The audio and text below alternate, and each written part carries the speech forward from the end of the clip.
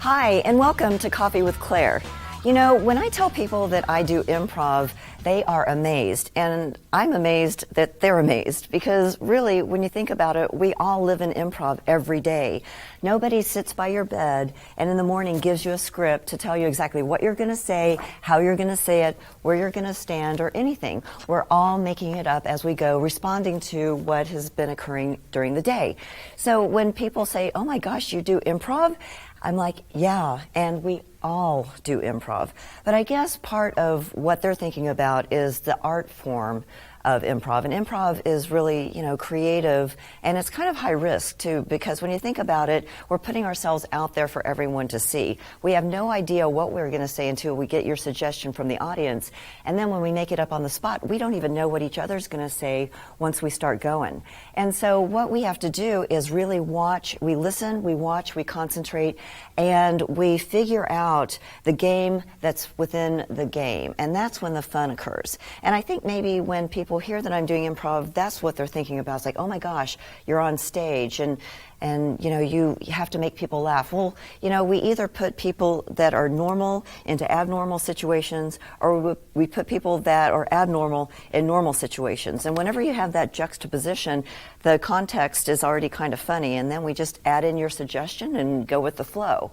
So as you guys are watching my show, what you're going to be learning is things about, give and take, and yes and how to move things forward, mapping improv into the business world. And that's really what I'm all about, is helping people have fun, enjoy what they're doing, and run a really strong business.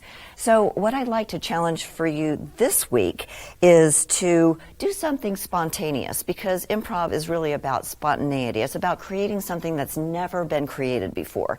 So just do something that's a little bit out of the ordinary for you. Maybe you don't normally walk around your block. Well, go walk around, see what's going on in your neighborhood.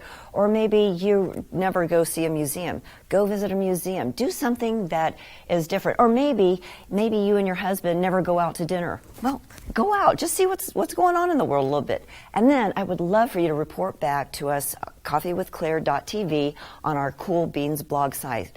Tell us how it felt to make that shift, to go from everything being so structured to being really spontaneous. I know you're going to love it, so let us know. As you know, each week on Coffee with Claire, we have fantastic guests that we have from the business world, the entertainment world, people who love what they're doing and give back to the community and have fun doing it. So today we have Vaughn Daniel, who is the owner of Comedy Sports. Welcome, Vaughn. Thank you. Comedy Sports Dallas. Comedy Sports of Dallas, not Comedy Sports overall, because that's like a really big conglomeration, yes. And so he owns DFW. He's also a senior art director for Amazon. So, Vaughn, one of the things that I think is really interesting about the way that you've come about owning Comedy Sports is that, you still have a full-time job and you own a business. And I think a lot of entrepreneurs kind of follow that path at the beginning, so, just so, you can make sure that you pay the bills and still have a backup. So, but I can imagine that actually is kind of tough as far as balancing your time and you've got your passion for your Comedy Sports. The things that make you laugh. Right. And then you have the things that you have to do. Yeah. So tell us a little bit about that balance and how you work with that. Yeah, well, in doing both, you find yourselves working a lot more than 40 hours. Really? Yeah, I know. It's weird, but 2 full-time jobs, you end up working close to 80 hours. Wow. So it's kind of hard in the beginning, but once you start working through it and you have mechanisms in place and processes, it makes things a lot easier where this time is delegated for this time is delegated for that, and you have a clear distinction between the two, it becomes relatively easier. So when you say the systems that you have in place, are there things that at the beginning were just kind of willy-nilly and just through the time spent you figured it out, or did you go to a class to figure it out? Or Well, in the beginning, back in the day. So when I first was initially introduced to Comedy Sports, I went in as a player. Many years ago, I auditioned to become part of Comedy Sports Dallas. I got on and I was just a player. So I was able to just kind of sit back and just perform. He makes it sound so easy. Just sit back and perform. That's the easy part. The easy part of this business is the performing part. Throughout the years, we have shifted in ownership, and it just shifted to where I became the owner, which the fun is always performing because that's why you get into it. But then when you put on the business aspect of, okay, we have to make sure we have a performance space, we have to make sure we have players or staff or contractors to do the shows. We have to make sure that we're insured. We have to make sure that we have, lights and stage. So now all the things that I took for granted are now things that I'm responsible for. Right. So the mechanisms and processes that I were talking about is, okay, how do we get players from point A to point B? How do we let players know who's available, who's not available? How do we communicate to those players? Because we don't go into an office every day. Right. How do we organize? How do we coordinate? How do we pay the bills? So all those little mechanisms that you take for granted because somebody else is doing it. When you're an employee, kind of, yeah. You never think about it, but now when you're the owner, you're like, oh yeah, we got to figure out payroll. We have to figure out how we're going to pay for the rental space. Yeah. So all these things now come into play. And since we've been doing it for so long, we kind of know how to do it. So you've been doing improv for about 14 years. And so what made you want to turn improv from just the passion that you have and the playfulness into an actual business? Well, this is actually kind of a funny story. Well, good. Since we're improvisers. It happened by accident. As a lot of brilliant things do. As I stated before, I was part of a larger troupe, and the owner of that troupe at the time decided he wanted to close. He just couldn't do it anymore. He decided to do other business ventures. In doing so, we closed the company, and all the performers that were there at the time had no place to perform. So we all met at a bar. We all had drinks to kind of say, oh man, this is horrible that we're no longer doing this. And then someone had the bright ideas, well, why do we have to stop doing it? Just because we're not doing it for this place, we can do it on our own. Sure. So through that conversation and through that meeting and many, many drinks, we decided to... Which is when brilliance those really things does happen. We decided as a group that we wanted to do it again. We came up with the name of Locked Out Comedy at the time because we were locked out of our venue. And they were like, who's going to be in charge? And all the fingers pointed to me. Well, you were the biggest guy in the room. I was the biggest guy in the room. So all the fingers pointed to me, and that's kind of how I got started. We initially started to just doing it like, we'll just make just enough money so we can continue doing it, just to have fun. And then it got to the point where it's like, well, we can actually make this a true business. So in doing so, we decided to go back to Comedy Sports, get the licensing to run and operate in DFW. And now here we are again, Comedy Sports Dallas. And Comedy Sports is an international venture, right? Yes, it's a national troupe. We have approximately 25 different Comedy Sports worldwide. We have New York, Chicago, Portland, the UK. So we're pretty much everywhere. There's probably a Comedy Sports near you, so you probably should look it up. Great fun and entertainment for all. So one of the things that people ask about Comedy Sports is it comedy around sports, or is it a sporting event? So that's actually a good question. So our name is Comedy Sports. The reason for that is because our show is done as a competition, very similar to Whose Line Is It Anyway, with the Drew Carey show. But ours is done uniquely differently, where we actually have two teams. We have a blue team and a red team, and they can compete throughout the evening for points and laughs. And it's done as a sports theme. So at the top of the show, we'll do the national anthem. We'll do some popcorn vending. We have a referee. So the referee is our MC, and they officiate the entire show. They call fouls. They call joke fouls. They call potty mouth fouls. Which I actually kind of like because you keep it clean. Yes. So Comedy Sports is a clean show. It's a clean brand. It's for all audiences, from kids to grandparents. So no one will be offended during a show. But for any reason, if someone does slip out of line and say something that they shouldn't say or yell out a suggestion, they get to wear a toilet seat. They get to wear a toilet seat. They have the honor of wearing a toilet seat around their neck for that game and or scene. So yeah, a lot of pictures and selfies are taken at that point. I bet. We try to keep it clean, but sometimes somebody will, sure, a little potty humor will slip out, but it's all within fun. So. And that's really part of the Comedy Sports brand, isn't it? To Yes, keep it clean. To keep it clean, yes. So this way we can be hired for corporate events, private parties, bar mitzvahs, bat mitzvahs, bachelor parties. It just opens up the door for possibilities for us. And you guys, besides performing, you also do like corporate events, and you do team building. So tell us a little bit about what those events look like. So aside from the show, we also do, as you mentioned, we get hired by other companies. We will go to a company. We've done things for Frito-Lay, J.C. Penney's, where we'll go to their facilities and just teach their team leaders on how to work together in teamwork. We do teamwork exercises that are based on the improv methodology of yes and teamwork and I have your back and listening skills. All the skills that we use on stage are easily transferable into the corporate America. Absolutely. In fact, And, I think yeah. a lot of times if you use even just the yes and technique or the give and take, things just go a lot more smoothly at Yeah. work. People are more willing to listen to you Yeah. when they feel that you're listening to them. Really. I know. Mind blowing. So you've been in business for a while now. If you were going to make a recommendation or give a suggestion to a new business owner, what advice might you give them? My initial advice would be to do your homework. Do your homework. A lot of people just want to jump in, like they have a passion and they just love it and they just want to jump in. They just want to throw a bunch of money at it. They just want to get it doing and just start doing it. I would say take your time, do some research, get all your ducks in a row, cross all your T's and dot all your I's before you actually make that financial commitment. Because once you make the financial commitment, you're in it. Yeah. You're in it. A lot of businesses close within the first 2 years because they don't do their homework. I would always suggest, find out if your business or passion is something that someone else is doing or similar. And if it is, take them out for coffee. Pick their brain. Find out what works for them, what didn't work. Are there any pitfalls that you can avoid? And do you find if you take them out for coffee that they get a little worried that, oh, this is my competition interviewing me? No, I would say it depends on who you're talking to. If you're a sneaker company, I wouldn't go have coffee with another sneaker company. I would probably have coffee with somebody who might be in apparel. Okay, Or so somebody, a similar line. Yeah, or Okay. somebody that owns a store, a fashion store.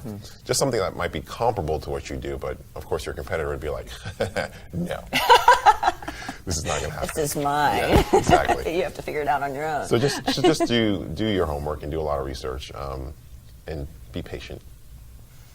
Yeah, because things don't happen overnight, even though we would like for them to. So you've owned Comedy Sports DFW for how long now? It's going on 3 years. 3 years but already. Prior to that, we were Locked Out Comedy, and we were doing that for 8.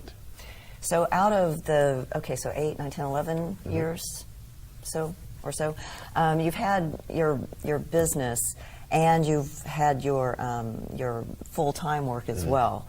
So how has owning your own business changed your life?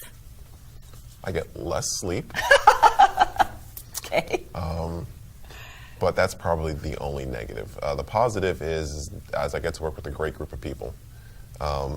Being in improv, you have a troupe. We call ourselves a troupe. And we say it's a troupe, but it's really more of a family. Because even outside of the performing, we do things together. We go to each other's weddings. We, each other's baby showers. We're really friends. You build a bond with the people that you perform with. And that's probably the greatest thing that I've pulled from it. Business-wise, I get to play. My job is literally to play. I get on stage and I'm a goofball, and I get to just do that, and people give me money for that. What better lucky job? are you? What better job that I could go on stage, goof around with my friends who I know and love for 90 minutes, and then someone goes, "That was good. Here's some money." There's no better job than that. You're brilliant. Thank you. Well, since you're an improviser, Okay. maybe we should play a little improvised game for Okay. the audience. Sure. So, What do you want to do? well, how about maybe one-word story? Oh, Just to okay, that's a kinda, good one. Show people that we can make stuff up on the spot. Okay, All excellent. right, so what's So that one is I say a word and you say a word and we go back and forth yeah, until and we're going to actually tell a tell a story story together. together. So, let's see. We have to think of a story that has never been told before. I'm guessing the story of how Claire got in the coffee cup has never been told before. That's true because this is a brand new endeavor. Okay. Yes, because we are, you're sitting in a coffee cup, so I don't know the backstory to that, so I'd love to know how that happened. Well, as we create it together, we'll find out. All right. Okay? Okay. All right. There Was this girl name Claire who was very excited about having her own TV, show. so She went to the producer and asked her if she could have a show. period.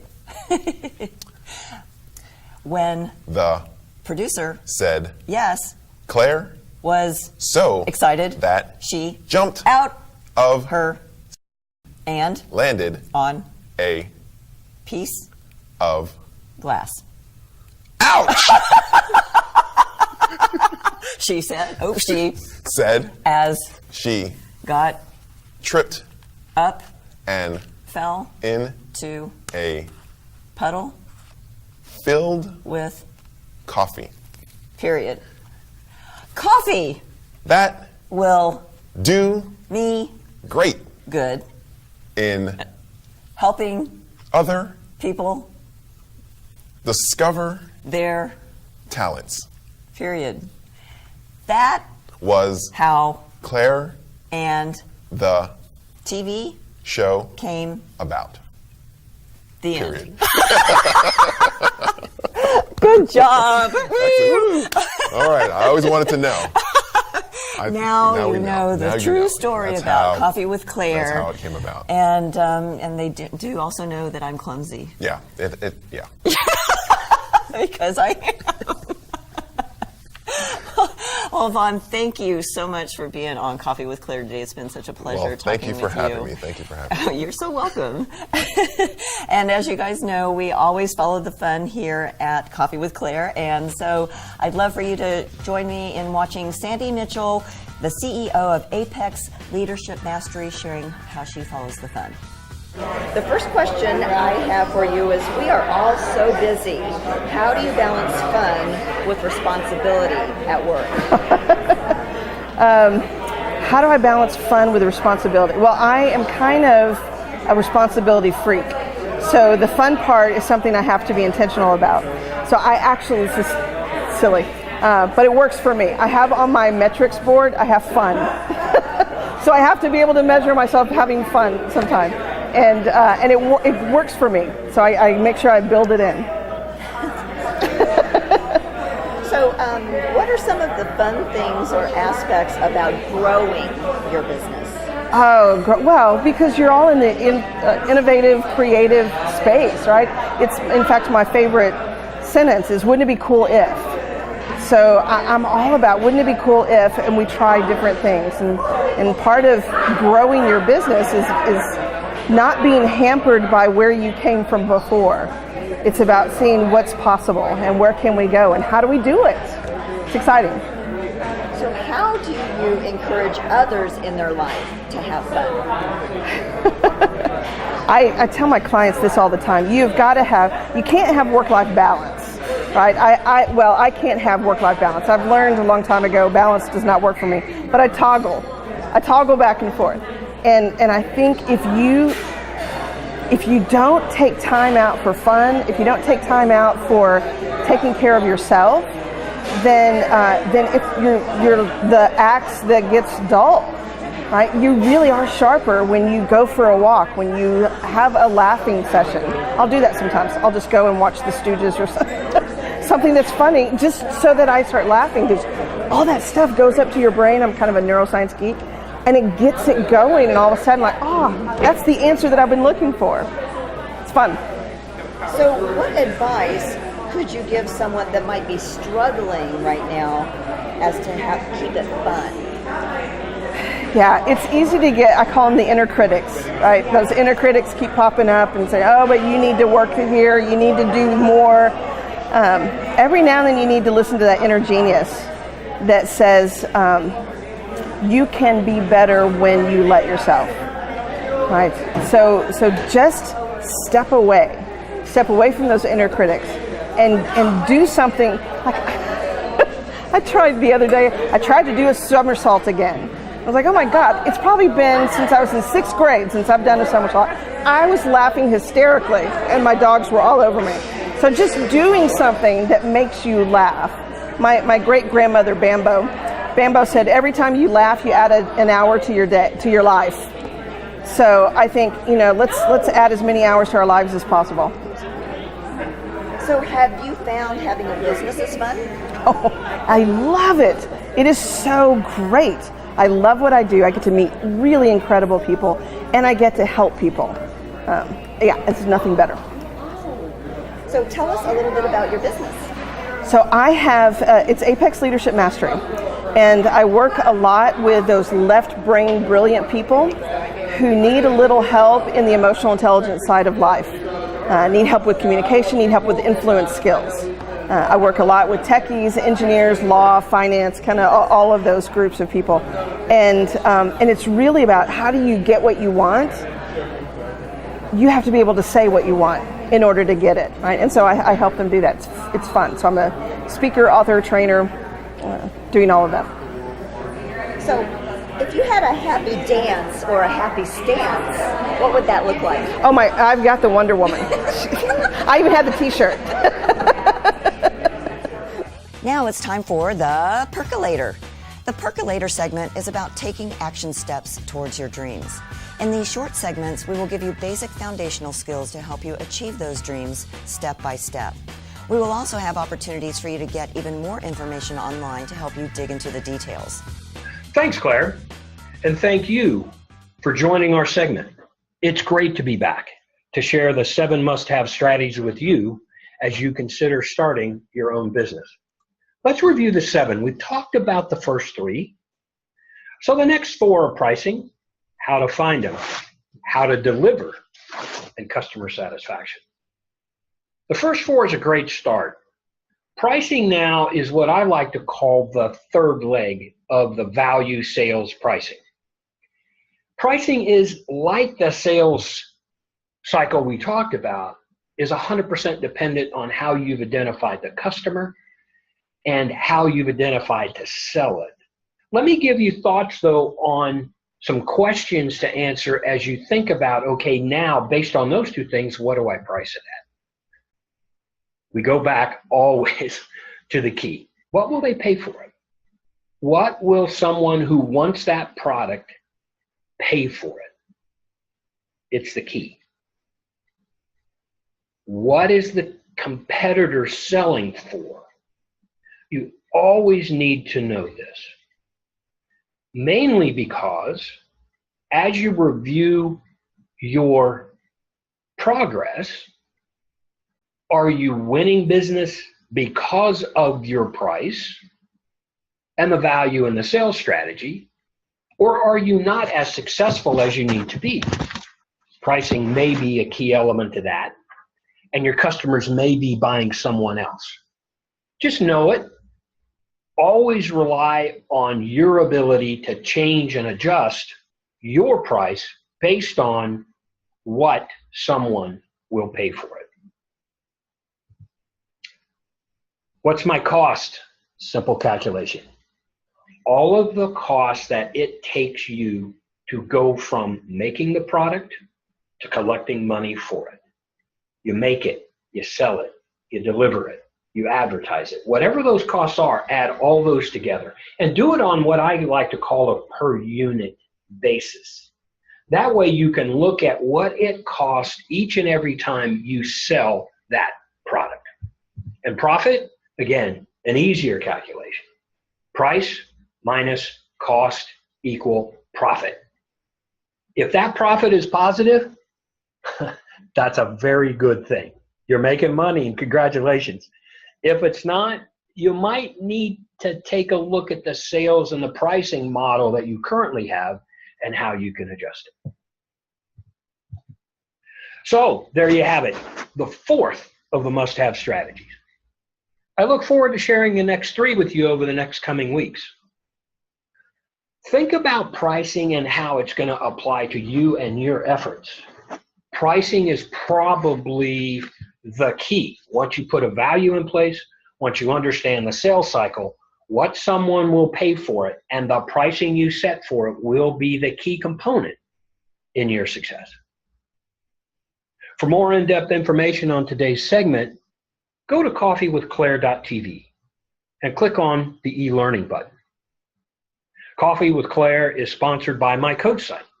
We look forward to helping you learn more about the 7 strategies and today's pricing segment. So what's on your mind? let us know at coffeewithclaire.com at our Cool Beans blog site. And remember, your homework this week is to be spontaneous. Do something that makes your heart sing and let us know about it. And remember, follow the fun. I'll see you next time.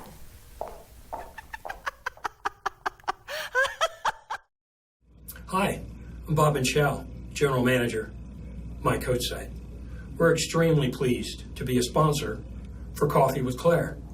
We're especially excited to be able to participate in and contribute in providing e-learning capabilities for Coffee with Claire, the show segments, plus additional opportunities to learn more for e-learning site members.